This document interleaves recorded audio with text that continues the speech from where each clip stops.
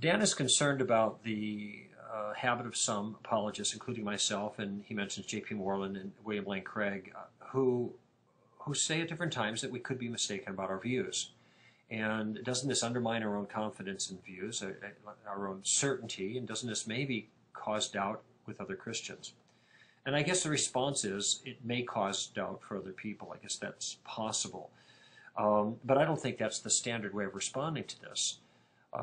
I look at it as a legitimate act of epistemic humility. I think what I usually say when I say, I could be mistaken about this. I've been mistaken about things in the past, and I'm not God, so I'm not omniscient. But I don't think I am. I have reasons for believing the way I do. I'm not just making it up. I have an argument. I'm not just going by my feelings. I'm not just emoting. I'm not just being socialized to believe this. I have a point of view that's informed. Now, I think when I put it that way, I'm not equivocating on my confidence. I'm explaining that I am confident, but I'm also acknowledging the limitations that human beings, regardless of what psychological confidence you might have, the kind of limitations that befall human beings in the area of knowing. Now, there are a lot of people who say, well, I'm absolutely certain. Well, what does that give them? That's psychological confidence. There are a lot of people who are absolutely certain about things that are dead wrong. Happens all the time.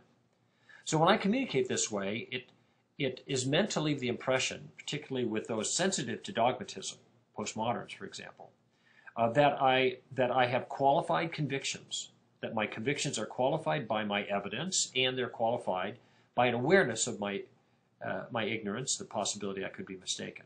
So I am open to talking about the ideas and to have an exchange of ideas, and in principle, at least, if you could persuade me otherwise, you give me good reasons otherwise, I'm open to something, to see the other side. That's an open-mindedness. That's an appropriate open-mindedness. That is not, I think, to speak of lack of confidence, but I think of a proper balance of understanding. And indeed, I think that increases persuasiveness with other people, not decreases it. One woman said, gee, Greg, if you say that, then people won't, they'll think you're not really confident of your view. And I said, ma'am, I've never been accused of not acting confidently of my view.